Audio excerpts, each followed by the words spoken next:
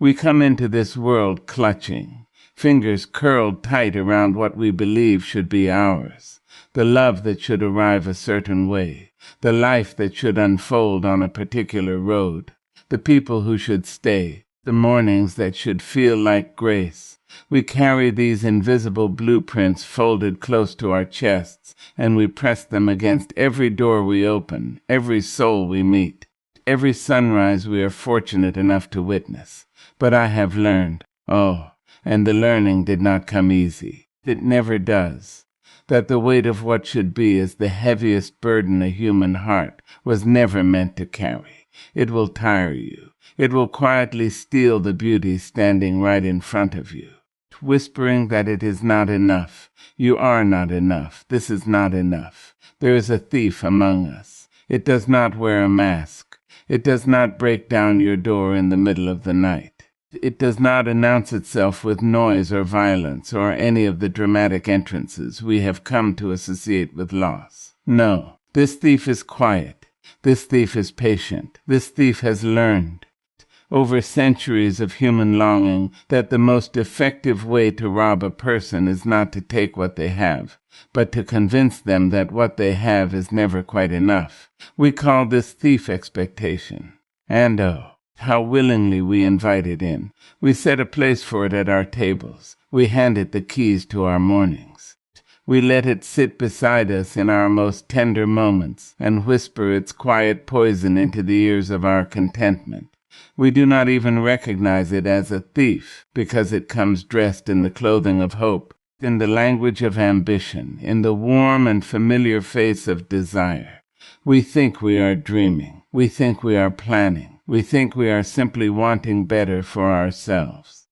But somewhere between the wanting and the waiting, expectation quietly picks our pockets clean. I want you to think about a morning, any morning in your life, when something good happened, something real and present and genuinely beautiful. Perhaps the sun came through your window at just the right angle and turned everything golden for one single breath of a moment. Perhaps someone you love laughed in a way that filled the entire room. Perhaps you sat with a cup of something warm in the world, for just a few seconds asked nothing of you. And I want you to ask yourself honestly, were you there for it? Were you fully, completely, unhurriedly present for that moment? Or were you somewhere else inside your own mind, measuring, comparing, calculating the distance between what was happening and what you had decided should be happening? That distance, that space between reality and expectation, is where joy goes to die. We have become so sophisticated in our disappointments. We construct elaborate visions of how our lives should look, how our relationships should feel, how our mornings should begin and our evenings should end. We decide in advance how people should love us, how quickly healing should arrive, how loudly success should announce itself. We write the entire script before the curtain rises, and then we end our lives in the audience, arms folded, quietly offended that the actors refuse to follow our direction. And in that posture, that rigid expectation-filled posture, we miss everything. We miss the imperfect love that is being offered sincerely.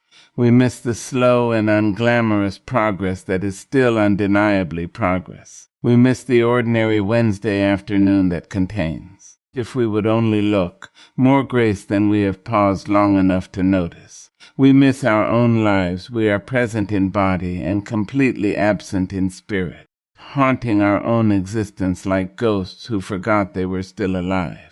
The deepest cruelty of expectation is not that it makes us unhappy.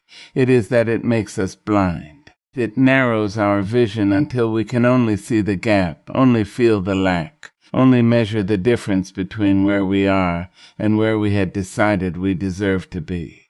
And in that narrowness, in that relentless measuring, the actual texture of our lives, the warmth, the color, the unrepeatable sacred detail of it, slips right through our fingers while we are busy mourning what we never had.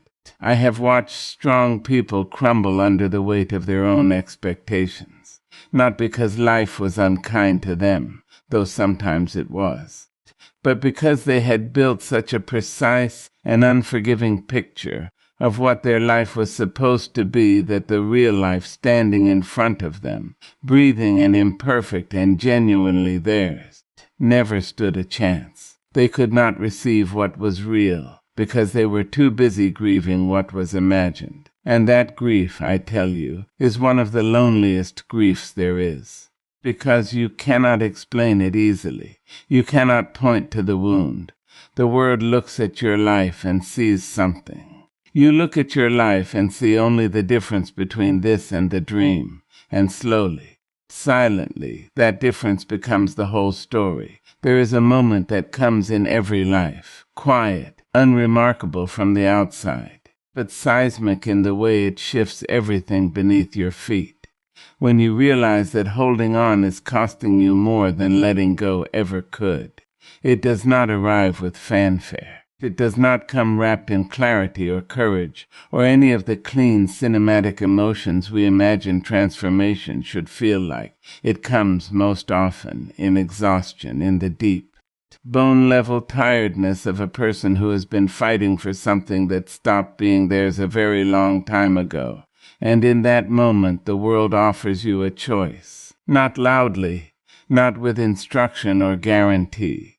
Just quietly, the way all the most important choices arrive. It simply asks you whether you are ready to put it down. We have been taught, many of us, from the very beginning of our understanding, that release is failure, that the person who lets go is the person who did not want it badly enough, did not work hard enough, did not love deeply enough.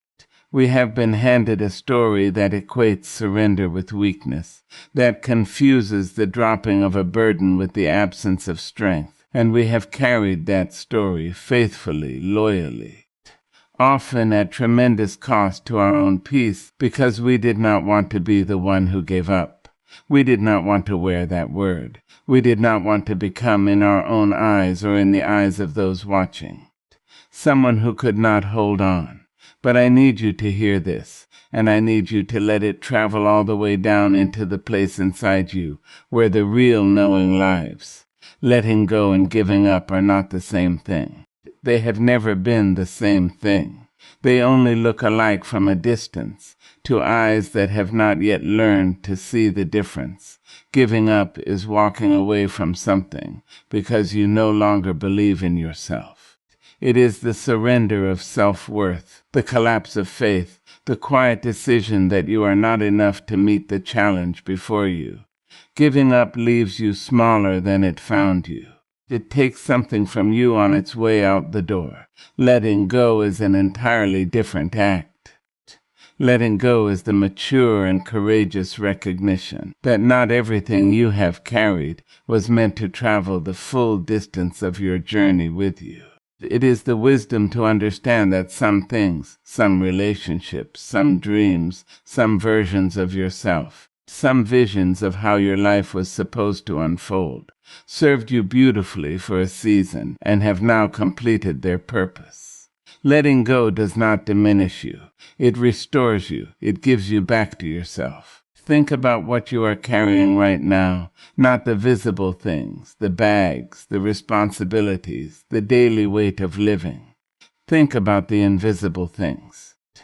The version of a relationship you keep trying to resurrect that the other person has long since walked away from.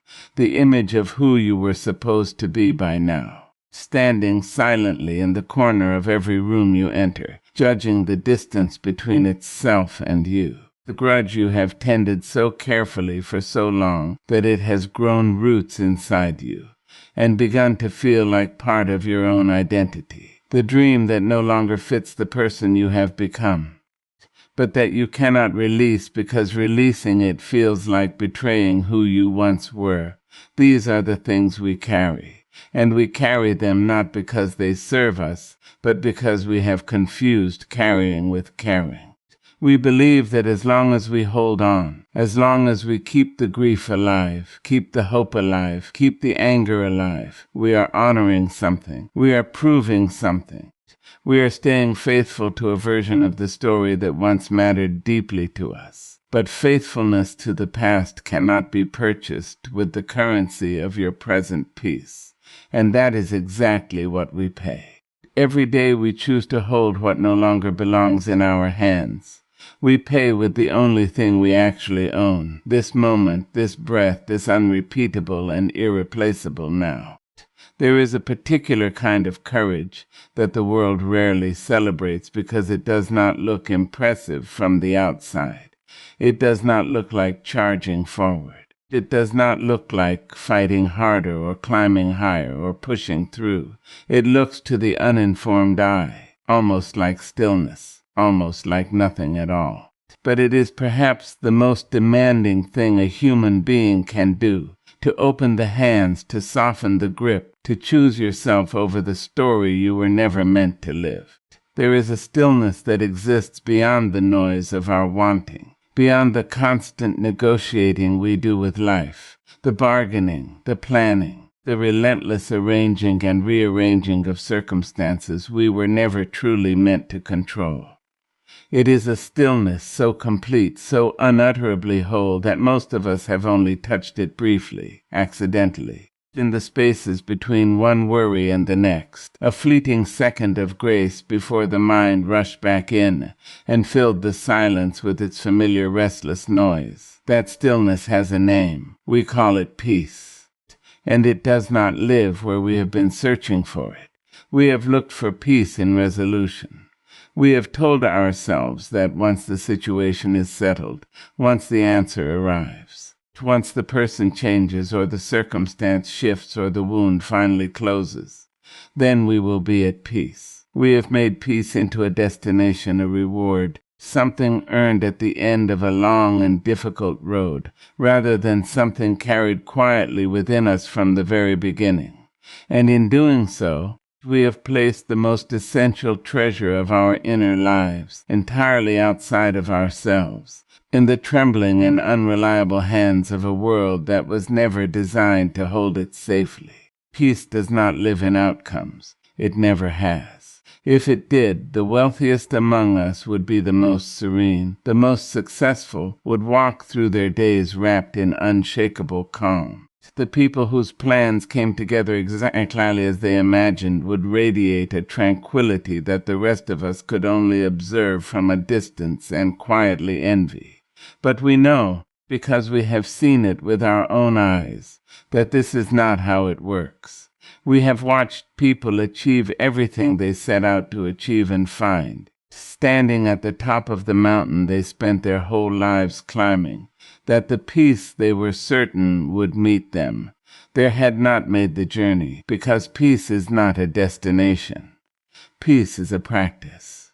It is a daily, sometimes hourly, sometimes moment-by-moment choice to release your grip on how things must be and open yourself instead to how things are.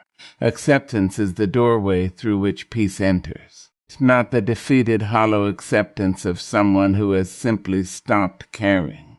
Not the resignation of a spirit that has been worn down by too many losses and too much disappointment. I am speaking of something altogether different, an active, clear-eyed, deeply intentional acceptance that looks at reality without flinching and says, "This is what is true right now, and I choose to meet it without war." That kind of acceptance requires tremendous strength. It is perhaps the most misunderstood form of strength there is, because our culture has taught us that strength means resistance. That the powerful person is the one who pushes back, who refuses to yield, who bends the world toward their will through sheer force of determination. And there are moments when that strength is exactly what is called for. But there are other moments, more moments than we are comfortable admitting, when the most powerful thing we can do is not to push, but to yield, not to control, but to trust. To trust the unfolding is not a passive act. It is not closing your eyes and hoping for the best while the river carries you wherever it wishes. It is something far more nuanced and far more demanding. It is showing up fully to your life, bringing all of your effort and all of your intention and all of your love to everything you do, and then releasing the outcome. doing the work without clutching the result, planting the seed without standing over the soil, demanding to watch it grow on your schedule, in your way, according to your vision of what the flower should look like when it finally opens. We suffer most not from what happens to us, but from our resistance to what happens to us. The pain of loss is real. I will never diminish that. The ache of disappointment is genuine and deserves to be honored. But there is a secondary suffering that we layer on top of the original wound, a suffering entirely of our own construction, and it is built entirely from our refusal to accept what already is. We replay, we resist. We argue with reality in the courthouse of our own minds, presenting evidence, demanding a different verdict, exhausting ourselves in a trial whose outcome was decided before we ever entered the room. And all the while peace waits. It does not grow impatient. It does not withdraw itself in frustration at how long we have taken to arrive. It simply waits. The way deep water waits beneath the surface of a stormy sea, unmoved, unchanging, present in its entirety. For the moment we finally stop fighting the waves long enough to remember that beneath all of it, the stillness was always there. We are a generation of people who have learned, often before we were old enough to know better, to place the most sacred and fragile parts of ourselves into the keeping of others. We were taught sometimes by word, and sometimes by the quiet and powerful example of those who raised us, that love means needing, that connection means dependency, that the measure of how much someone matters to you is precisely how much of your inner equilibrium they are capable of disturbing. And so we grew up handing pieces of ourselves away, our confidence, our contentment, our sense of worth, our capacity for joy, distributing them like currency to the people around us, and then waiting, sometimes desperately, for those people to spend them back on us in the right way. And when they did not, when they spent them carelessly, or forgot they were holding them, or simply walked away with everything we had entrusted to their care, we called it heartbreak, we called it betrayal, we called it loss, and it was all of those things. But it was also something else, something we were rarely encouraged to examine honestly. It was the inevitable consequence of asking another human being to carry something they were never equipped to hold. No person, no matter how deeply they love you, no matter how sincerely they wish you well, no matter how present and devoted and genuinely good they are, can be the source of your happiness. It is not a question of their willingness. It is not a reflection of the quality of their love or the depth of their commitment. It is simply the truth of what human beings are and are not built to do. We were not designed to be each other's foundations. We were designed to be each other's companions. And there is a world of difference between the two. A companion walks beside you. A companion shares the road, lightens the load, offers warmth on the cold stretches and laughter on the easy ones. A companion enriches the journey in ways that matter profoundly and leave marks on your soul that time cannot erase. But a companion cannot walk the road for you. A companion cannot carry your sense of self when you have misplaced it. A companion cannot reach inside you and arrange your inner landscape into something peaceful and whole. That work, the deepest, most essential work of a human life, belongs to you and to you alone. When we hand our happiness to another person, we do something to them that love was never meant to do. We burden them with an impossible task. We make them responsible for an interior world they cannot see and cannot fully understand, a world that shifts and changes and responds to 1,000 influences they have no access to and no control over. And then, when they inevitably fall short, because they must, because they are human, because no human being can successfully carry the weight of another person's entire emotional existence, we experience their failure as abandonment, as proof that we are not loved enough, is evidence that something is wrong, either with them or with us or with the love itself. But nothing is wrong with the love. What is wrong is the assignment we gave it. What is wrong is the weight we placed on a connection that was beautiful and real, and more than sufficient for what love is actually meant to provide, and asked it to do something far beyond its design. I have seen people remain in relationships long past the point of genuine connection, not because the love was still nourishing them, but because they had so thoroughly outsourced their sense of self to another person that the thought of retrieving it felt more terrifying than staying in the emptiness. I have seen people shrink themselves into unrecognizable shapes, trying to become whatever they believed would keep another person close enough to keep providing the validation they had stopped providing for themselves. I have seen grown men and women, brilliant and capable and full of genuine gifts, sit in quiet devastation because someone whose opinion they had elevated above their own had offered a word of criticism or withdrawn a gesture of approval, and my heart breaks for them. Not with pity, never with pity, but with the deep and aching recognition of what it costs a human soul to live that way, to wake up every morning and reach outside of yourself for permission to feel worthy, to move through your days measuring your value in the reactions of others, calibrating your peace to the temperature of someone else's mood, making yourself small or large or whatever shape seems most likely to secure the love you have convinced yourself you cannot generate from within. Your happiness was never theirs to give. And the sooner that truth travels from your mind into the marrow of your bones, the sooner you will stop waiting at doors that were never meant to be your source, and turn instead toward the only place that peace has ever truly lived. The quiet, unshakable, inexhaustible well of it that exists inside you has always existed inside you, and has been waiting with extraordinary patience for you to finally come home to it. There is a moment, and perhaps you have lived it. Perhaps you are living it right now, when you look up from the relentless forward motion of your life and realize, with a quiet and startling clarity, that you cannot remember the last time you were simply here. Not planning, not remembering, not measuring the distance between where you stand and where you believe you should be by now.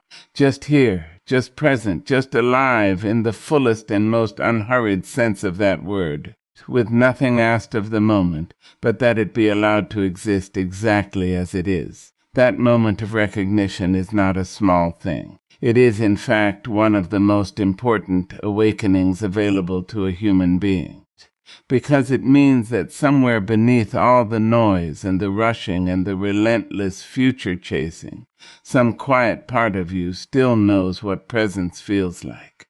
Some deep and uncluttered part of you still remembers that there's another way to move through your days. A way that does not require you to be anywhere other than exactly where you are. We have built entire lives on the architecture of elsewhere. We live in the future most often, in the version of our days that has not yet arrived, in the goals not yet met, the problems not yet solved, the peace not yet earned. Or we live in the past, in the conversations we should have handled differently, the opportunities we allowed to pass, the younger and less complicated versions of ourselves that we mourn with a tenderness we rarely extend to who we actually are today. We are time travelers of the most exhausting kind, spending the majority of our inner lives in places that do not exist, while the one place that is undeniably, irrevocably real, this moment, this breath, this unrepeatable instant of being alive, goes largely unwitnessed, and what we do not witness, we do not receive. What we do not receive, we cannot be nourished by. And so we move through days that contain genuine beauty, genuine grace, genuine and irreplaceable moments of human tenderness. And we arrive at the end of them feeling strangely empty, strangely unsatisfied, as though life is withholding something from us. But life is not withholding anything. Life is offering everything constantly with extraordinary generosity. It is we who are absent from the transaction. The present moment is not a consolation prize for people who have stopped dreaming. It is not the territory of the unambitious, the resigned, the spiritually defeated. It is, in truth, the only place where any of the things we are chasing can actually be experienced. Joy does not live in the future. It cannot. The future is a concept, a projection, the story we tell ourselves about what has not yet happened. Joy lives here. Satisfaction lives here. Love, in its most embodied and genuine form, lives here. In this conversation, this touch, this shared silence, this ordinary and sacred and never to be repeated exchange between two people who are actually present with one another. When we release what should be, when we loosen our grip on the elaborate and demanding vision of how things were supposed to look, we do not lose anything that was ever truly ours. We lose only the illusion. We lose the story, and in the space that the story occupied, something remarkable becomes possible. We begin to see what is actually here. We begin to notice the texture of our actual lives rather than the shadow of the imagined ones.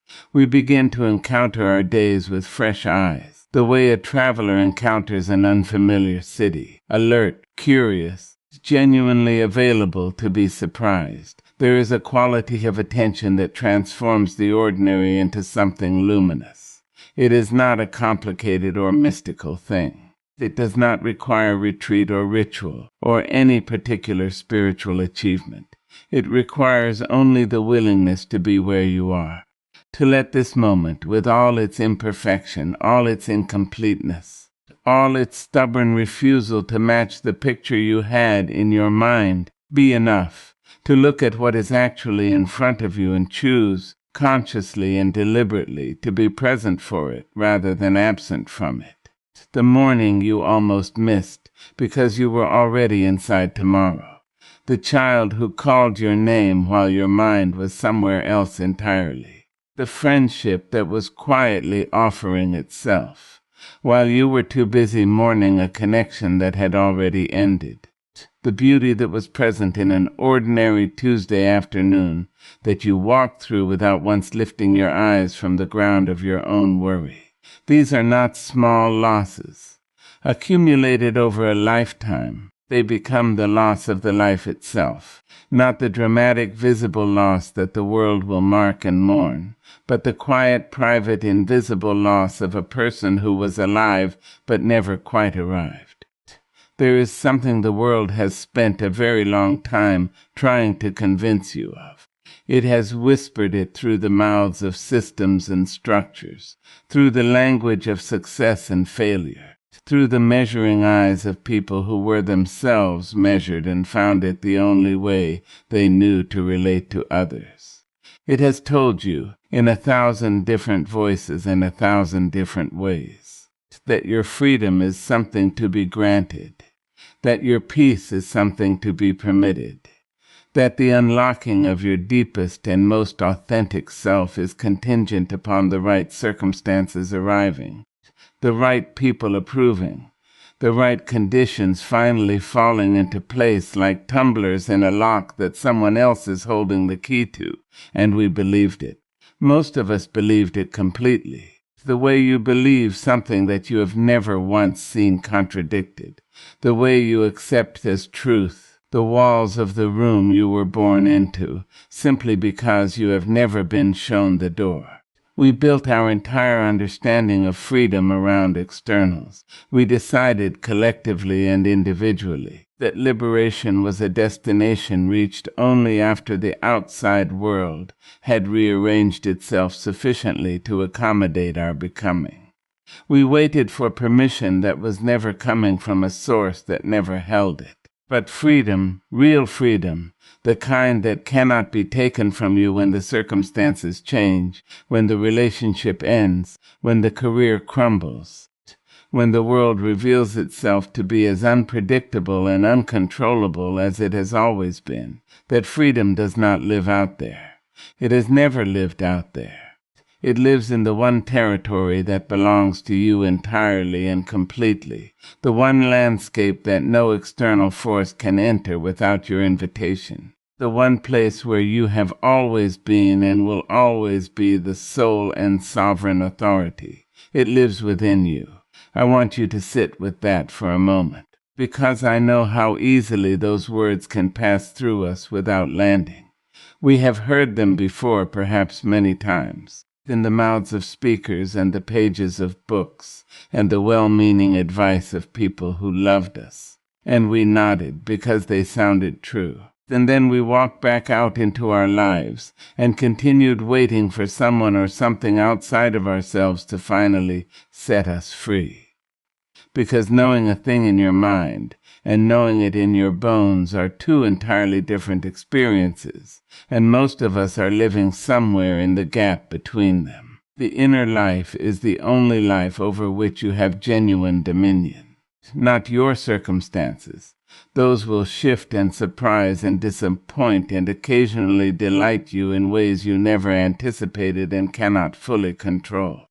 Not your relationships. Those involve other human beings who are navigating their own interior worlds with the same imperfect tools and incomplete maps that you are working with. Not your history that is written, sealed, unchangeable in its facts, even if not in its meaning. But your inner life, the quality of your attention, the direction of your thoughts, the stories you choose to tell yourself about who you are, and what you deserve and what is possible for you, that is yours. Entirely, irrevocably, unconditionally yours. And this is where surrender becomes the most radical act of self-possession available to a human being. When we talk about letting go, about releasing expectations, about choosing peace over the exhausting performance of control, we are not talking about making yourself small.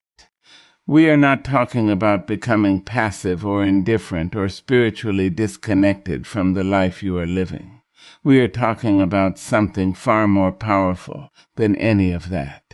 We are talking about the decision to stop bleeding your energy into the things you cannot govern, and to pour it instead, with full force and full intention, into the one thing you absolutely can, yourself. Your mind, your perspective, your response to what life brings, rather than the futile and depleting attempt to dictate what life brings. This is not a diminishment of your power.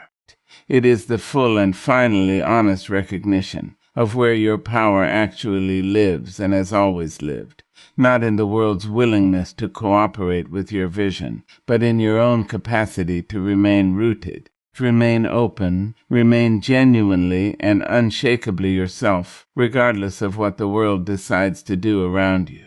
There is a kind of person who has discovered this. You have met them, I believe, at some point in your life.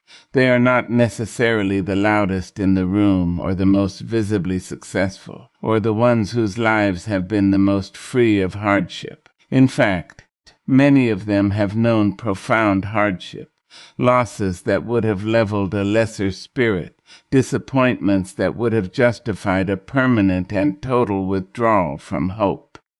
But there is something about them that you cannot quite name, something that makes you want to lean closer when they speak, something that feels like warmth and like solidity, and like the particular kind of calm that does not come from a life without storms, but from a person who has learned, at great cost and with great grace, that they are not the storm, that beneath every difficulty, beneath every season of confusion and pain and uncertainty, there is something in them that remains, something steady, something undefeated, something that no circumstance ever reached and no circumstance ever will. That something is what we are talking about today. That something is what becomes accessible, not someday, not after the conditions improve, not once the world finally decides to cooperate. But now, in this moment, in this life exactly as it is, the instant you make the only choice that was ever truly yours to make. The choice to go inward, the choice to stop outsourcing your peace, The choice to recognize that the freedom you have been searching for in every external landscape was never lost out there in the world at all.